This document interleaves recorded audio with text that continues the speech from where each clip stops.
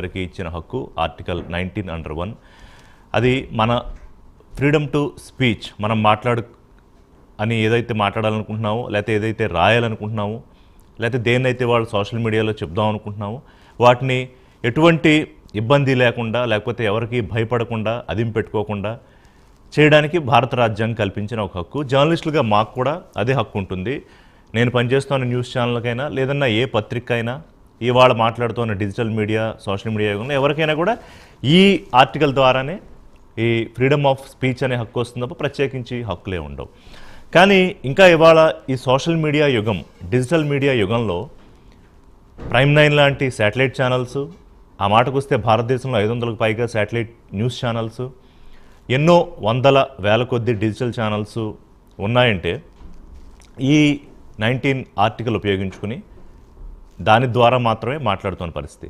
కానీ ఎందుకు ఇంకా సోషల్ మీడియా యుగంతో పోటీపడి ఈ శాటిలైట్ టీవీ న్యూస్ ఛానల్స్ ఇంకా నాలాంటి జర్నలిస్టులు కూడా పనిచేయగలుగుతున్నామంటే ఈ ఫ్రీడమ్ ఆఫ్ స్పీచ్కి ఒక కంపార్ట్మెంటలైజ్ చేసి, అంటే ఒక నియంత్రణ, స్వీయ నియంత్రణ పెట్టుకుని ఏది ఎంతవరకు మాట్లాడాలి, ఎక్కడి వరకు మాట్లాడాలి, ఏది మాట్లాడకూడదు, ఏది టెలికాస్ట్ చేయకూడదు, ఇవన్నీ చాలా పకడ్బందీగా దానికి ఒక ప్రొసీజర్ ఉంటుంది, ఒక స్ట్రక్చర్ ఉంటుంది, ఒక ఫ్యాక్ట్ చెకింగ్ టీం ఉంటుంది. ఇవన్నీ చేసిన తర్వాతే మీరు చూసే వార్త కానీ, ఇవాళ మేము మాట్లాడే డిబేట్లు కానీ, మేము ప్రజెంట్ చేసే విజువల్స్ కానీ వస్తాయి.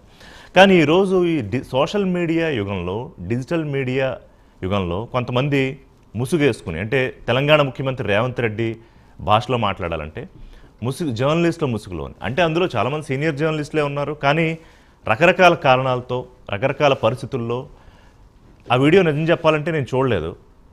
మన కాంగ్రెస్ పార్టీ ప్రతినిధి దగ్గర కాసేపట్లో ఉంటే వారు దాని గురించి కంటెంట్ ఏంటో చెప్తారు. ఎందుకంటే ఆ తర్వాత డిలీట్ చేశారు.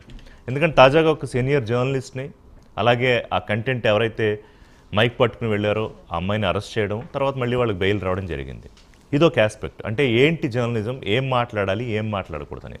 ఇక రెండోది, సోషల్ మీడియా ఇంత స్పీడ్గా వెళ్ళిపోతున్న పరిస్థితుల్లో, ఎంత స్పీడ్గా అంటే సజ్జనార్ గారి యాక్ట్ తీసుకోవడం, ఏది యాంటీ బెట్టింగ్ యాప్స్ మీద అన్వేష్ అనే ఒక యూట్యూబర్, ఎవరైతే ఒక ట్రావెలర్ అతను ఉన్నాడో, వీళ్ళు తీసుకున్న ఒక పోరాటానికి సంబంధించి అనేక దేశాల నుంచి లక్షల్లో సజ్జనార్ గారికి అప్రిషియేట్ చేస్తూ మెసేజ్లు వస్తున్నాయి.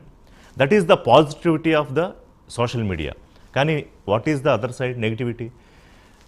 ఏదో 4 మాటలు మాట్లాడి, 4 షోలు చేసి, లేకపోతే 4 ఇంటర్వ్యూలకు ఇచ్చి, 4 ఈవెంట్లకు వెళ్తే, నేను ఇక్కడ ఎవరిని తక్కువ చేయట్లేదు. With due respect to all the celebrities over the media and social media, వాళ్ళందరి మీద గౌరవంతో, కొంత బాధతో ఈరోజు మనం ఈ చర్చ చేపట్టడం జరిగింది.